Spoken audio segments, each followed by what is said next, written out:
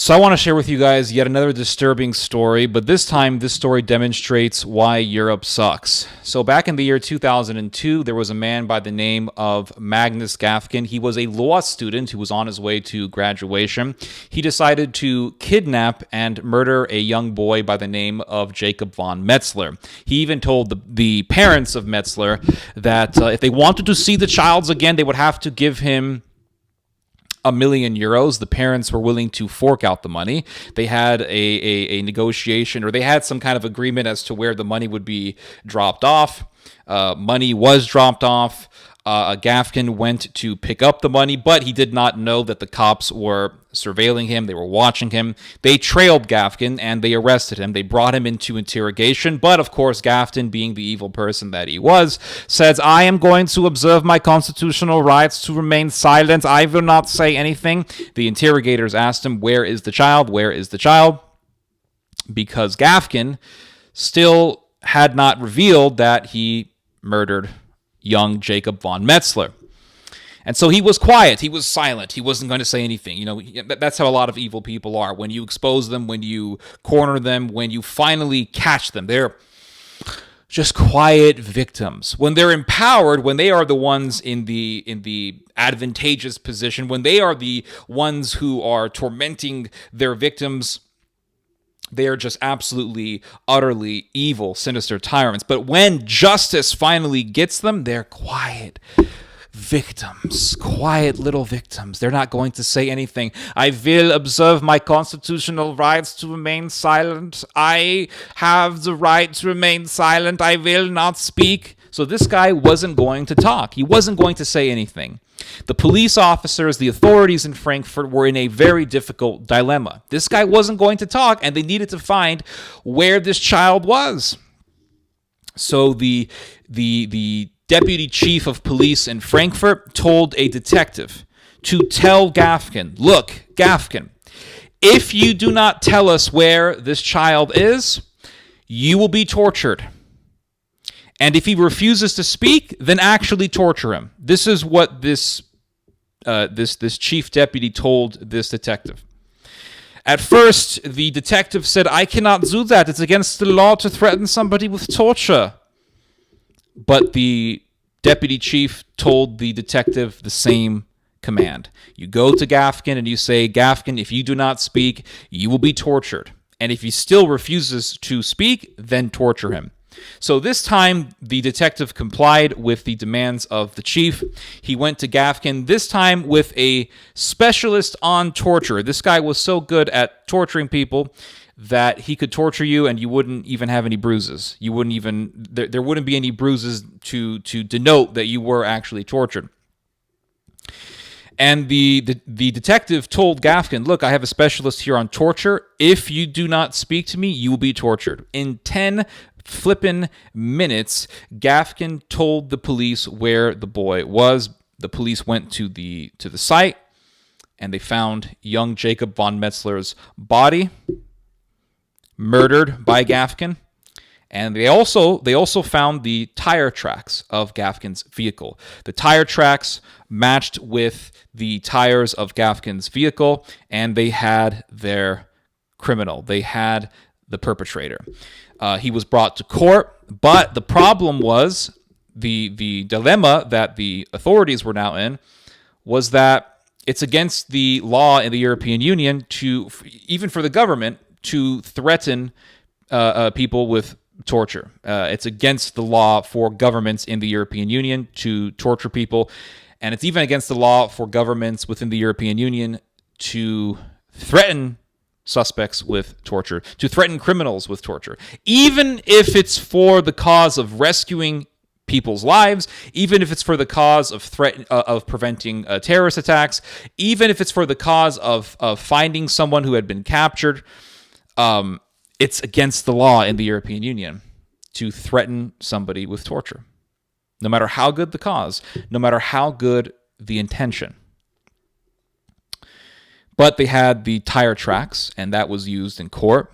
During the trial, Gafgen admitted voluntarily that he indeed kidnapped and murdered Jacob von Metzler. So he was sentenced to life in prison. And Gafgen, being the evil person that he is, stated that he was a victim. He was a victim of abuse. He was a victim of injustice. They told me they were going to torture me. They said they were going to torture me. It's so awful. Yeah, it's so awful. It's terrible. They said we're going to torture you if you don't tell us where the boy is. The boy that I kidnapped and murdered. You believe that? It is a crime. It's so unjust. What kinds of a country do we live in where you cannot kidnap and murder young boys without somebody threatening you with torture if you refuse to reveal where the boy is? It's so terrible. It's unjust. It's awful. Awful. It's terrible. Yeah, absolutely. Worse than the Third Reich. Yeah, it's awful. So Gafgen then begins to say that he is a victim of injustice and that his constitutional rights were violated because it's against the law to threaten somebody with torture. And he demanded a retrial. Well, he voluntarily admitted in court that he kidnapped and murdered Jacob von Metzler, so a retrial wasn't going to happen. But the European Union decided that the two officers were indeed violators of Gafgen's constitutional rights. They were removed from the force, and the case went all the way up to the High Chamber of the European Court of Human Rights. And the High Chamber of the European Court of Human Rights unanimously declared that the two officers were unjust and that Gafgen's constitutional rights were violated. And Gafgen was indeed a victim of injustice. So here is a guy who kidnapped and murdered a young boy, was refusing to tell the authorities where the boy was because the authorities were led to believe that the boy was still alive. He wasn't going to speak because I have a right to remain silent. So the police resorted to the most extreme solution in this at this point in the story. And they said, listen, if you don't talk, we're going to torture you. They didn't torture him. They simply threatened him with torture. And that was enough to scare Gafgen into revealing the whereabouts of the boy. And that's considered unjust. I mean, I really don't know what else to say to that other than that unto itself is unjust. To say that what those officers did was unjust, that is unto itself an injustice because those officers were trying to rescue that boy's life. And this evil criminal wasn't saying anything. He was refusing to speak. And so the officers said, okay, if you don't talk, we're going to torture you. And to sit there and say that these officers, whose motivations were righteous, were unjust and they were violating this creep's constitutional rights, that is insane. That is disturbing. It's actually disturbing that the High Chamber of the European Court of Human Rights would unanimously say that Gafgen was a victim and his poor constitutional rights were violated. You kidnap a child, you murder the child, you extort the parents, and lead the parents to believe that the child is still alive, and if they want to see the child ever again, they have to give this creep €1 million. And then you want to act like a victim? I mean, all criminals act like they're victims, right? All mass murderers will act as if they are victims. But you have the High Court in the EU agreeing with the victimizer that he is a victim. And this goes back to what I said about the nature of evil. Part of the nature of evil is playing the victim while victimizing others. And this is a reflection of Europe. It's a reflection of how evil Europe is, how evil the European Union is. And it's not like, oh, yeah, so you agree the EU is evil, so you agree with Brexit. No, because the British are no different.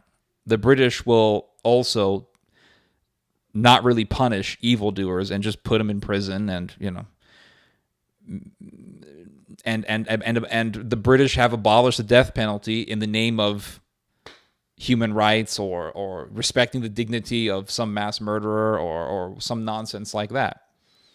So I don't really care about Brexit, because no matter what the system is over Europe, be it the EU or something else, it's going to be evil, because the actual soul of Europe is decayed.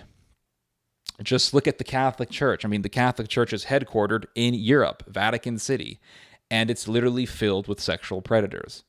And the Pope himself says that people who do crimes like kidnapping children and murdering them, or mass murderers, or doing any sort of egregious crime, don't deserve the death penalty. They deserve to be put in prison because of their dignity.